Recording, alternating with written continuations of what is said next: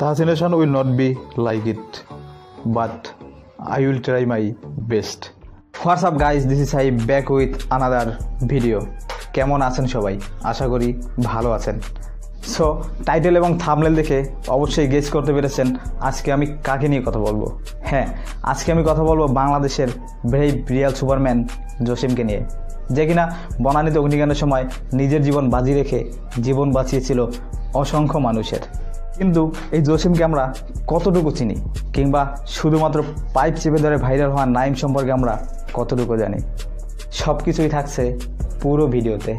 So বাদ যাবে না কোনো কিছু, সব কিছুরই লাগবে পিছু।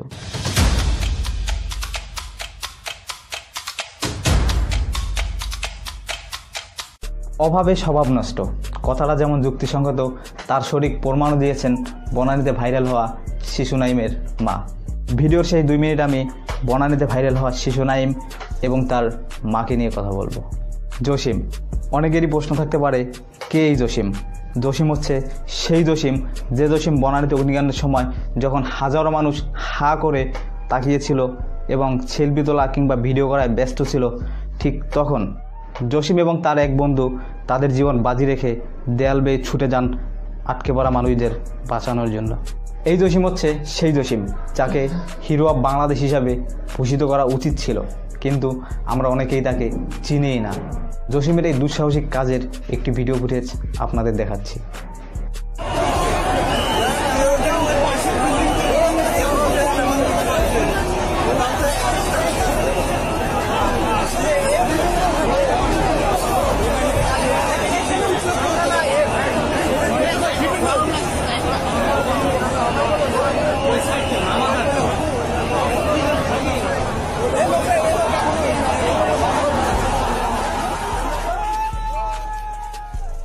কতটা উদার মানবিকতার হলে নিজের জীবন বাজি রেখে ঝাঁপিয়ে পড়ে অন্যের জীবন বাঁচানোর জন্য।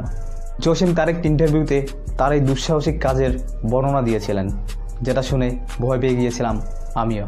বললাম যাবো, আপনি পাট দুটো গিরিলে রাখেন, আমি জানলায় যাব, যাওয়ার পর আপনাকে আমি তো ধরেই রাখছি, জানলায় যাব, যাই আমি আপনাকে টান দিব, আপনি আস্তে আস্তে আস্তে আস্তে আমার লক করে ঢুকবেন আর কি জানলা দিয়ে।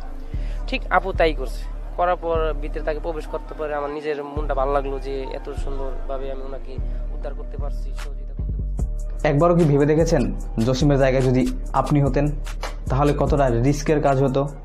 কিন্তু জসিম তার দুঃসাহসিকতার পরিচয় দিয়ে কী পেয়েছে? আমাদের রাষ্ট্র জসিমের দুঃসাহসিকতার এবং উদার মানবিকতার যথার্থ মূল্যায়ন দিতে ব্যর্থ হয়েছে। আর যে কিনা বনানীতে অগ্নিকাণ্ডের সময় শুধু পাইপ চেপে ধরে ভাইরাল হয় এবং তাকে নিয়ে ফেসবুক ইউটিউবে ঝড় উঠে গেছে, শুরু হয়েছে নানা ধরনের নাটক। ভাইরাল হওয়া ছোট্ট নাইমকে নিয়ে যে ষড়যন্ত্র চলছে কিংবা তাকে বিভিন্ন ইন্টারভিউতে রাজনৈতিক শিকার বানানো হচ্ছে, সেটা আপনারা মোটামুটি ভালো করেই জানেন। তাই আমি আর এ বিষয়ে কোনো কথা বলতে চাচ্ছি না। আমি নাইমের বিপক্ষে না, নাইম যে কাজ করেছে অবশ্যই তার জন্য আমি অ্যাপ্রিসিয়েট করব, কিন্তু নাইমকে যতটুকু মূল্যায়ন করা হচ্ছে বা তাকে নিয়ে যত আলোচনা সমালোচনা হচ্ছে, তার বেশি হওয়ার কথা ছিল জসিমকে নিয়ে এবং যারা অগ্নিকাণ্ডে মারা গিয়েছিল কিংবা যারা হতাহত হয়েছে তাদের নিয়ে। আমরা বাঙালিরা একটু আবেগপ্রবণ, যে যেদিকে আমাদের মোটিভেট করে পৃথিবীর সব ভুলে আমরা তাকেই বিশ্বাস করি। নাইমকে যে পুরস্কার দেওয়ার কথা ছিল সেগুলো অব্যাহত রাখা হোক এবং জসিমকে তার কাজের জন্য, দুঃসাহসিকতার জন্য যথাযথ মূল্যায়ন দেওয়া হোক।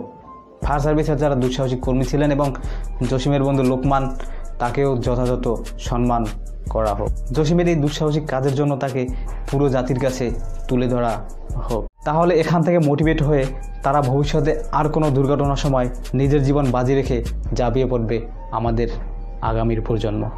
অভাবে স্বভাব নষ্ট কথাটা বলেছিলাম এই কারণে যে নাইম যখন ভাইরাল হয় তখন তার ইন্টারভিউ নেওয়ার জন্য তার বাসায় সিরিয়াল দিয়ে থাকে অনেক ইউটিউব চ্যানেল, এবং নাইম এবং তার মাকে যে কথাগুলো শিখিয়ে দেওয়া হয়েছিল তারা এক এক ইন্টারভিউতে এক এক কথা বলে যাচ্ছিলেন, যার কারণে তাকে দেওয়া $5000 প্রত্যাহার করা হয়েছিল।